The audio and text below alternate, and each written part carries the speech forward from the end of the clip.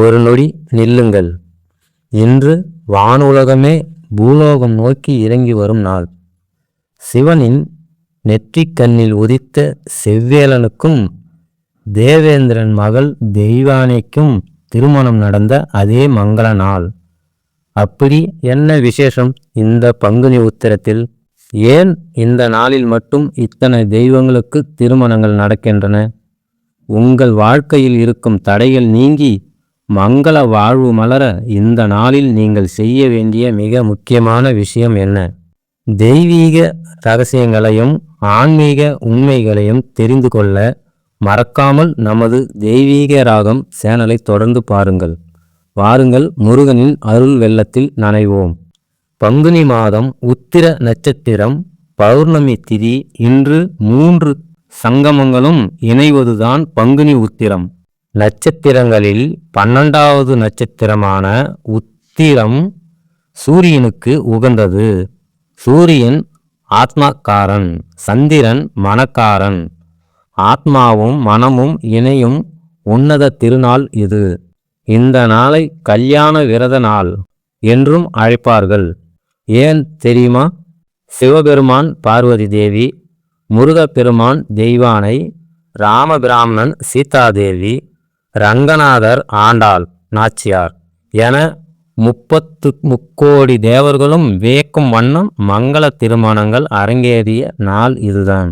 முருகப்பெருமானின் வரலாற்றில் பங்குனி உத்திரத்துக்கு ஒரு முக்கிய இடம் உண்டு.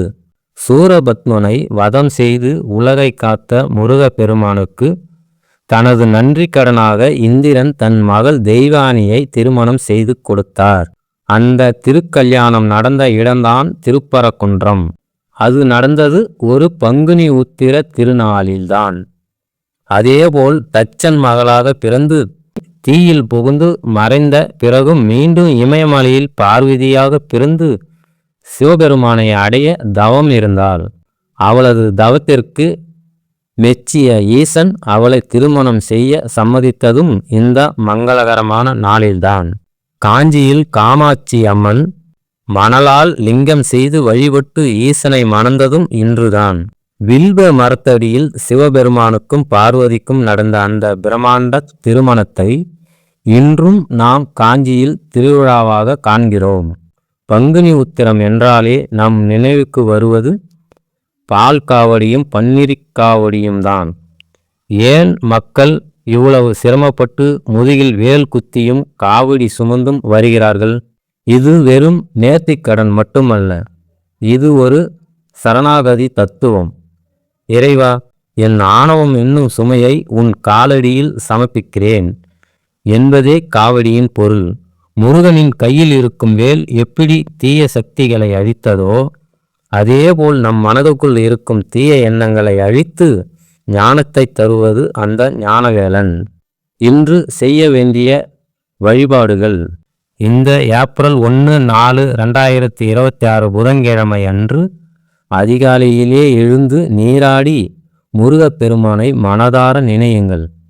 அருகில் இருக்கும் முருகர் கோயிலுக்கு சென்று திருக்கல்யாண வைபோகத்தை காணுங்கள்.